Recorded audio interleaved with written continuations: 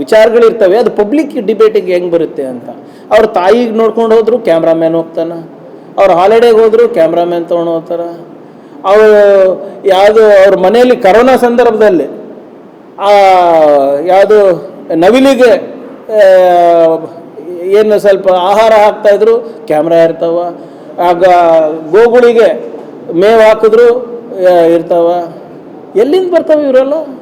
ಆಮೇಲೆ ಏನು ಒಂದು ನೀವು ನೋಡ್ಬೇಕು, ನಿನ್ನೆ ಅದು ಅವ್ರು ಧ್ಯಾನ ಮಾಡೋದು 4 ಸರಿ ಆ ಪೀಠ ಚೇಂಜ್ ಅದು ಇದು ಕುರ್ಚಿ ಚೇಂಜ್ ಆಗ, ಯಾವ್ದ್ರ ಮೇಲೆ ಕೂಡ್ತಾರೆ, ಒಂದು ಸರಿ ಮ್ಯಾಟ್ ಅದ, ಒಂದು ಸರಿ ಕುರ್ಚಿ ಅದ, 3 ಸರಿ ಬಟ್ಟೆ ಬದಲಾಯಿಸಿದ್ದಾರೆ, 10 ಕ್ಯಾಮ್ರಾ ಆ್ಯಂಗಲ್ಗಳು ಅದ. ಇದೆಲ್ಲ ನಿಮ್ಗೆ ಗೊತ್ತಾಗ್ತದೆ ನೋಡ್ರಿ ನಮ್ಗಿಂತ ಚೆನ್ನಾಗಿ.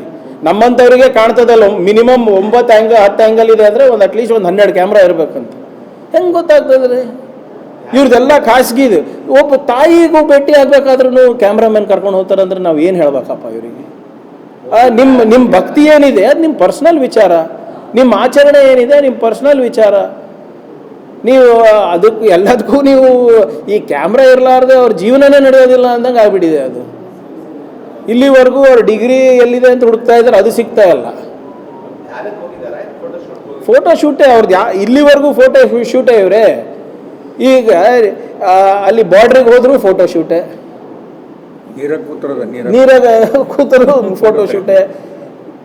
ಯಾರು ಇಲ್ಲಿವರೆಗೂ ನಾನು ಅವತ್ತಿಂದ ಹೇಳ್ತಾ, ಪ್ರಧಾನಮಂತ್ರಿ ಅಲ್ಲ ಇವರು, ಪ್ರಚಾರ ಮಂತ್ರಿ.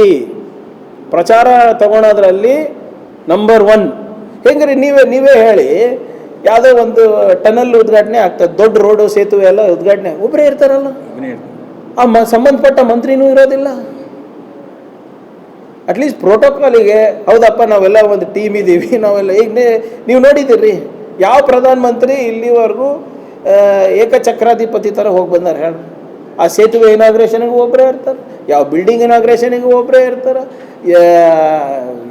ಇದನ್ನು ಅರ್ಥನೇ ಆಗಲ್ಲಪ್ಪ ಇವ್ರದ್ದು. ಪ್ರಚಾರ ಮಂತ್ರಿ ಅಂದಿಲ್ಲ ಅಂದರೆ ಇನ್ನೇನಂತೀರಿ ಹೇಳ್ರಿ?